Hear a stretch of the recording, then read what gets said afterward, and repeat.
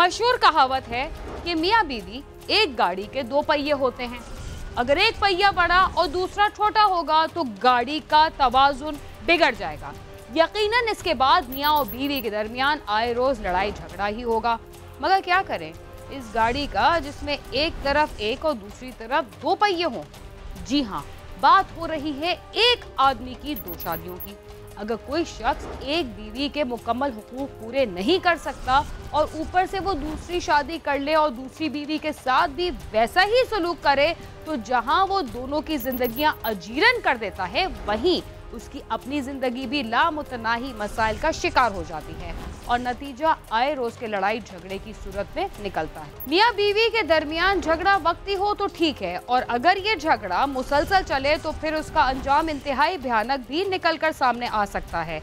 इसलिए आए रोज के लड़ाई झगड़े को खत्म करने के लिए जहाँ फरीकैन को होशमंदी से काम लेना चाहिए, वहीं घर के बड़े बूढ़ों को भी अपना किरदार अदा करना चाहिए।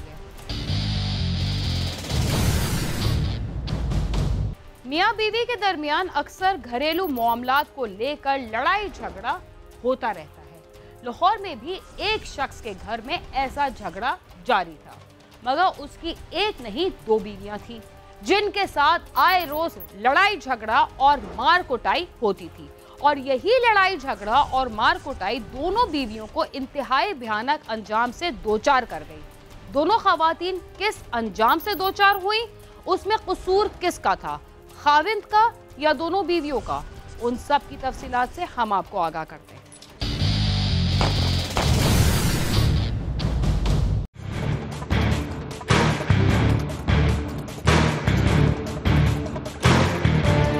लाहौर के इलाके सतू कतला के रहायशी रियासत उर्फ जग्गा की शादी नसरीन बीबी से हुई थी, जिससे उसके 6 बच्चे हैं। पहली शादी के चंद ही सालों बाद रियासत ने नसरीन से दूसरी शादी कर ली थी, जिससे भी उसके 6 बच्चे हैं। रियासत घरेलू मामलात को लेकर आए रोज बीवियों से झगड़ता रहता था और उन्हें बात बात पर तशद्दुद का निशाना भी बनाता था।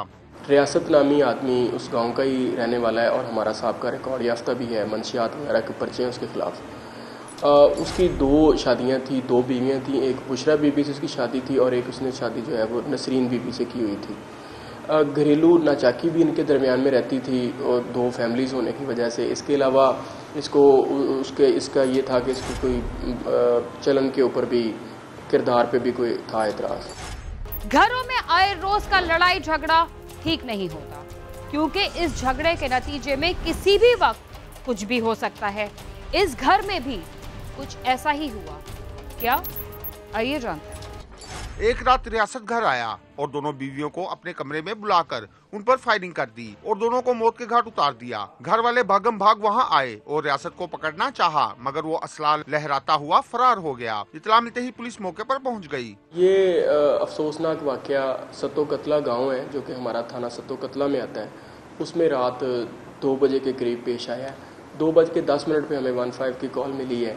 तो रात तकरीबन वो 1 महीना घर से गायब रहने के बाद रात ही घर आया है और उसने आके तो दोनों को एक ही कमरे के अंदर दोनों को फायर किया और जो कि दोनों मौके पे हलाक हो गई हैं और उसके बाद ये वहाँ से फरार हो गया। वालदा है मेरी, दोनों ही वालदा हैं। एक वालदा है, एक चाचू की है। वाल साहब मेरे फौत हो चुके हैं 1999 में। वालदा मेरी ने इससे शादी कर ली तो इसने अभी लड़ाई की तो उसने दोनों को मार दिया रात को। पुलिस हुक्काम का दोहरे कत्ल की इस वारदात के बारे में क्या कहना है और मुलजिम की गिरफ्तारी के लिए क्या कोशिश हो रही है, आइए पुलिस हुक्काम से ये तफसीलात जानते हैं। पुलिस ने लाशें पोस्टमार्टम के लिए भिजवाकर मुकदमा दर्ज करके तफ्तीश शुरू कर दी है। पुलिस हुकाम का कहना है कि रियासत मनशियात फरोश था और उसके खिलाफ कई मुकदमात भी दर्ज हैं। रियासत का आए रोज घर में झगड़ा रहता था और इसी झगड़े पर उसने दोनों बीवियों को कत्ल कर डाला। तफ्तीश जारी है, जल्द ही मुलजिम को गिरफ्तार कर लिया जाएगा।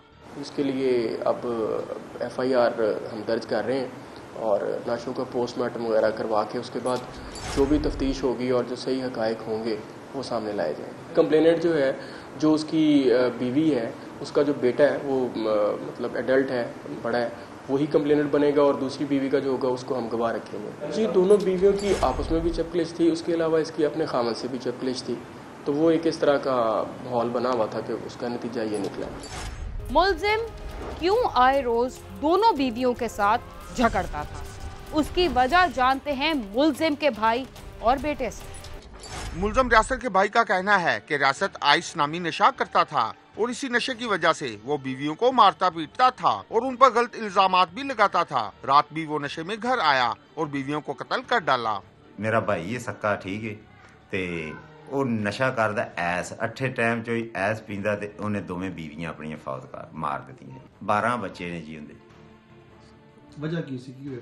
ਵਜ੍ਹਾ ਜੀ ਐਸ ਪੀਂਦਾ ਤੇ ਲੜਾਈ ਕਰਦਾ ਰਹਿੰਦਾ ਵੀ ਫਲਾਣੇ ਤੂੰ ਫਲਾਣੇ ਨਾਲ ਭੈੜੀ, ਤੂੰ ਢੀਂਗੜੇ ਨਾ ਆਈਏ, ਤੂੰ ਆਈਏ, ਤੇ ਉਹਨੇ ਕਤਲ ਕਰ ਦਿੱਤੇ। मकतूला बुशरा के बेटे का कहना है कि उसका बाप नशे का आदी था। वो दोनों बीवियों को मारता था, कई बार उसे मना करते थे, मगर वो अपनी रवश तब्दील नहीं करता था। उसे करार वाकई सजा मिलनी चाहिए। वैसे ही काम नहीं है सही होया, इंदा है नहीं सही कीता। जिवें मुकाब बनाना चाहता सी कोई ना कोई उजर पा के एवं उन्होंने कुटदा रहिंदा सी ते अज उन्हें राती है 2 बजे काम करता। वुरसा ने वज़ीर आला पंजाब से मुतालबा किया है कि मुल्ज़िम को जल्द अज जल्द गिरफ्तार करके इबरतनाक इंजाम तक पहुंचाया जाए ताकि आइंदा किसी को ऐसा करने की जुर्रत न हो। कैमरामैन लियाकत बशीर के साथ आमिर शहजाद, समा, लाहौर।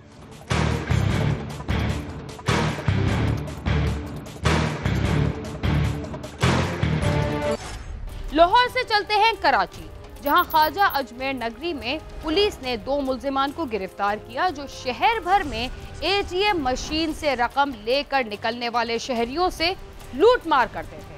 मुल्जिमान की गिरफ्तारी CCTV फुटेज की मदद से की गई है। ये मुल्जिमान कब से जराइम की सरगर्मियों में मुलविस थे, आइए हम आपको बताते हैं।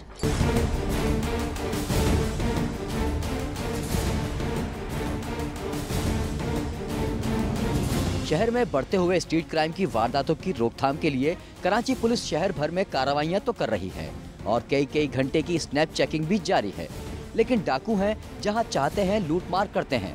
चंद रोज कबल नॉर्थ नाजाबाद ATM मशीन में लूट मार करते हुए डाकुओं की CCTV फुटेज वायरल हुई, जिसमें डाकुओं को एक शहरी से लूट मार करते हुए देखा जा सकता है। शहरी जैसे ही रकम लेकर ATM मशीन से बाहर निकल रहा था कि अचानक डाकू ATM मशीन में दाखिल हुए और उसे यरगमाल बनाकर लूट मार के बाद फरार हो गए। CCTV फुटेज में मुल्जिमान के चेहरे वाज़े देखे जा सकते हैं। फुटेज सामने आने के बाद कानून नाफिज करने वाले इदारे मुतहर्रिक हुए और इन मुल्जिमान की तलाश शुरू की और फिर एक रोज ख्वाजा अजमेर नगरी के इलाके में रात गए मुबैना पुलिस मुकाबले के बाद जख्मी हालत में ये दोनों मुल्जिमान गिरफ्तार हो गए। इब्तदाई तफ्तीश में पता चला कि मुल्जिमान 4 माह से शहर के मुख्तलिफ इलाकों में वारदातें कर रहे थे और जब इन मुल्जिमान को रुकने का इशारा दिया तो इन्होंने फरार होने की कोशिश की। वारदातें तो ये काफ़ी अरसे तकरीबन 3-4 महीने से जो बता रहे हैं 3-4 महीने से हम वारदातें कर रहे हैं, मगर ये कि जिस दिन काउंटर हुआ तो हमें पता नहीं था कि ये वही ATM वाले हैं जो ATM में वारदात करते हैं और हमें इसका इल्म नहीं था। असल में हम चेकिंग पे खड़े थे तो वहाँ से ये गाड़ियों को मोटरसाइकिलें कारें वगैरह हम चेक कर रहे थे, वहाँ से इनका भी गुजरना हुआ। उन्होंने वो असल में मोबाइल जहाँ पे खड़ी थी वहाँ पे वो सुन 2 मिनट चौरंगी पे वहाँ पे कुछ दे रहा है, तो वो मोबाइल खड़ी थी, ये भी अपनी स्पीड में आ रहे थे, इनको अंदाज़ा नहीं था कि आगे मोबाइल खड़ी है। तो अचानक जब पुलिस पे नज़र पड़ी, मोबाइल पे नज़र पड़ी तो उन्होंने रोकने का इशारा किया है। इनके पास वेपन तो होता है बिल्कुल, वो तो उसमें CCTV वीडियो में भी आपने देखी होगी। तो इन्होंने फ़ौरन फायर कर दिया हमारे पुलिस के मोबाइल के ऊपर। पुलिस का कहना है कि गिरफ्तार मुल्जिमान में महबूब अली उर्फ अली और मोहम्मद कामरान उर्फ कामी को CCTV फुटेज की मदद से गिरफ्तार किया गया है।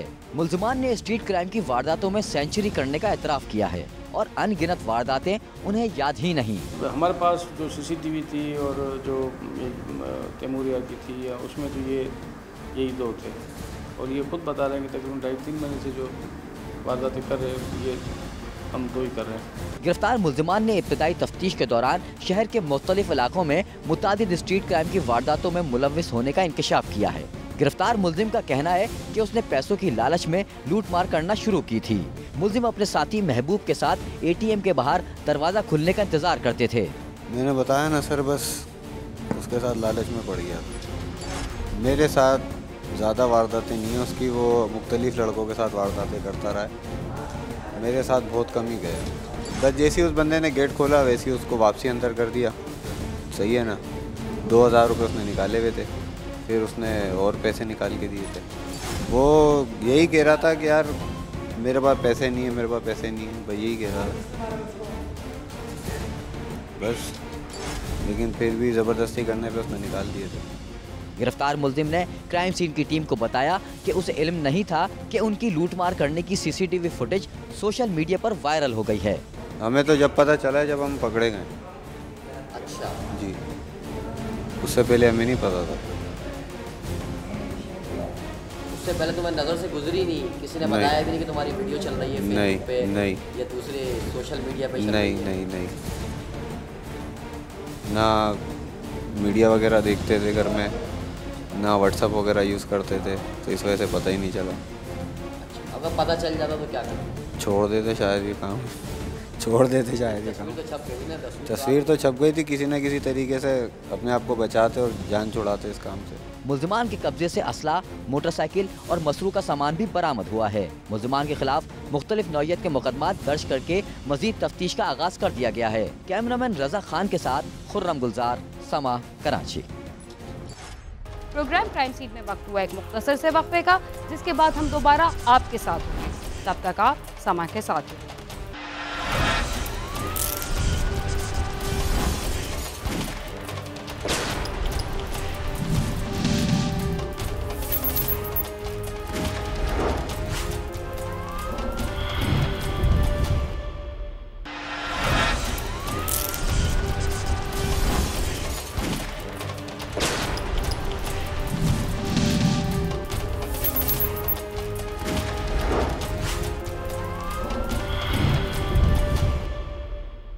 प्रोग्राम क्राइम सीन में एक बार फिर खुशामद। गरीब माँ बाप अपने बच्चों को मुख्तलिफ काम सिखाने की गर्ज से गाड़ियों के मैकेनिक, लकड़ी के कारीगरों, दर्जियों और मुख्तलिफ कारीगरों के पास इसलिए छोड़ जाते हैं कि उसके बदले मिलने वाली कलील रकम से उनके घर का चूल्हा भी गर्म रहे और उनके बच्चे मुस्तकबिल में अपनी जिंदगी गुजारने के लिए कोई हुनर भी सीख सके। मगर ऐसी बहुत सारी जगहों पर उन मासूमों के साथ जो गैर इंसानी सलूक होता है उसे अल्फाज में बयान करना भी मुश्किल है। ऐसा ही एक वाक़या पेश आया कराची के इलाके नॉर्थ कराची में, जहां एक दुकान से मिलने वाली 25 साला नौजवान की गले में फंदा लगी लाश में दुकान का मालिक इस वाक़े को खुदकुशी करार देता रहा और मरने वाले नौजवान के घर वाले वाक़े को कत्ल कहते रहे। असल हकीकत क्या है और पुलिस ने क्या कार्रवाई की, हम आपको तफसीलात से आगाह करते हैं।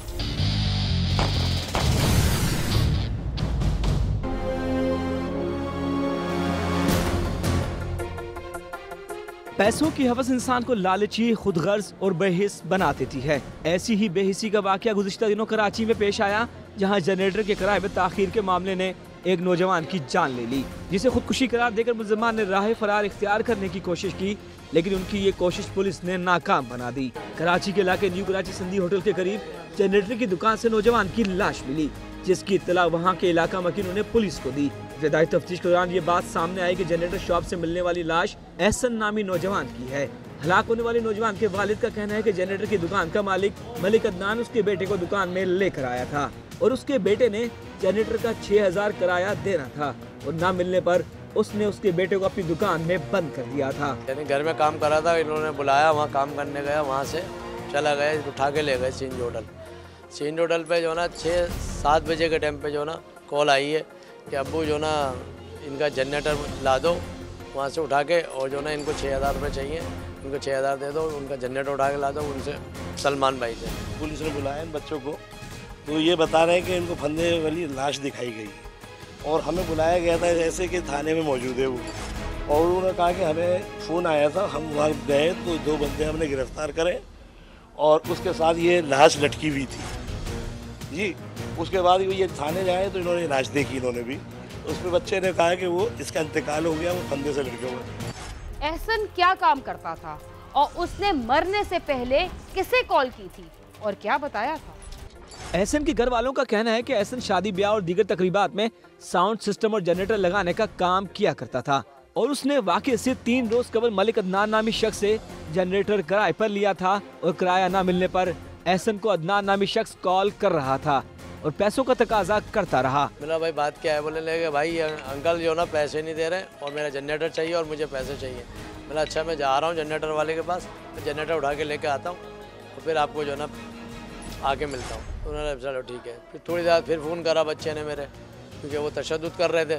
फिर दोबारा फ़ोन किया, अब्बू आप फ़ौरन आ जाओ, फ़ौरन किसी तरीके से भी जो ना आप सलमान भाई से, मैंने सलमान भाई नहीं है, वो होते हैं, वो 1-1.5 घंटे से घर से निकले हुए हैं, जब वो आएंगे वो भी जनरेटर वाला है, पहले उसने भी धमकी दी थी ऐसी, तो जो ना मैं ला दूंगा आपको उठा के, तो वो तो है ही नहीं, तो बोला अच्छा आप आ जाओ, बच्चे के जो ना समद भाई है ना उनको लेके, यानी उनका कज़न, बोला उनकी बाइक पे आप आ जाओ। ऐसा हमारा जो है वो ऐसा है कि इको लगा देता था किसी का, तो इन लोगों की एक लिंक थी इको की, उसके बाद ये इको के लेन देन में कुछ 6,000 चढ़ गए होंगे, जनरेटर का आगे पीछे हो गया होगा, लेकिन इतनी गुजरत करी कि उसको फंदा लगा के मार दिया। क्या 6,000 की कोई अहमियत घर भी देखे हुए? मुतवफ़ी के वालिद के मुताबिक उसके बेटे ने उसे फ़ोन करके बताया कि जनरेटर की दुकान का मालिक उसे तशद्दुद का निशाना बना रहा है और पैसों का तकाजा कर रहा है। इस इत्तला के बाद एहसन का वालिद सिंधी होटल तो पहुंचा, लेकिन वहां उसे उसका बेटा नहीं मिला। लेकिन चंद घंटों बाद उसे अस्पताल के मुर्दा खाने से वो मुर्दा हालत में मिल गया। एहसन के चचा का कहना है कि एहसन को तशद्दुद का निशाना बनाने के बाद कत्ल किया गया और उसके सर पर चोट के निशानात भी मौजूद हैं। ये सिर्फ उन्होंने कोई दुश्मनी, कोई जास्ती या जानबूझ के उसको मारा गया। पहले तो सास को बहुत जुल्म किया है, उसके सर पे भी चोट आई हुई है। एहसन के कत्ल के इल्जाम में गिरफ्तार होने वाले मुलजिम ने कुछ और ही कहानी सुनाई। उसका क्या कहना था, आइए जानते हैं। पुलिस ने इस वाक़े की इब्तिदाई तफ्तीश के बाद एहसन के वालिद की मुद्दत में कत्ल का मुकदमा दर्ज किया और जनरेटर की दुकान से अदनान और उसके साथी को गिरफ्तार कर लिया, जबकि दुकान का मालिक मलिक अदनान मौके से फरार हो गया। गिरफ्तार अदनान का कहना है कि वो एहसन को दुकान में बंद करके खाना खाने चले गए थे। जब वो दुकान में वापस आए तो एहसन के गले में फंदा लगा हुआ था। मेरे को तो किसी से लेना देने का पता भी नहीं था, किसी का लेना देना। जो पहला मालिक था उसने जो है वो जनरेटर उसको अपनी ज़मानत पे दिया था, वो उसी के साथ में उसको सजाने से यहाँ लेके आया था। तो हमने उसको ग्रिल के अंदर जो है बंद करके खाना खाने गए और वो उसने खुदकुशी कर ली। एहसन के वालिद और चचा ने दुकान के मालिक अदनान मलिक और गिरफ्तार मुलजिम अदनान पर कत्ल का इल्जाम लगाया है। गम से निढाल एहसन की वालदा और दीगर लवाहिकीन इंसाफ मांग रहे हैं। 2 बंदे आए थे और आगे बोल रहे थे एहसन कहाँ है? बोला भाई मुझे नहीं पता कहाँ पर है एहसन। कह रहे उसने जनरेटर उठाया। मैंने सिर्फ इतना उन लोगों से बोला कि भाई आपने मुझसे पूछ के दिया था जनरेटर, मुझे क्या पता कहाँ है। कह रहे अच्छा वो आ जाए तो हमें इतला कर देना। बस वो चले गए ये बात कह के। नंबर मेरे को इंसाफ चाहिए अपने बच्चे का, मेरे बच्चे का इंसाफ चाहिए कि पैसे की क्या औकात है जो इन लोगों ने मेरे बच्चे की जान ले ले।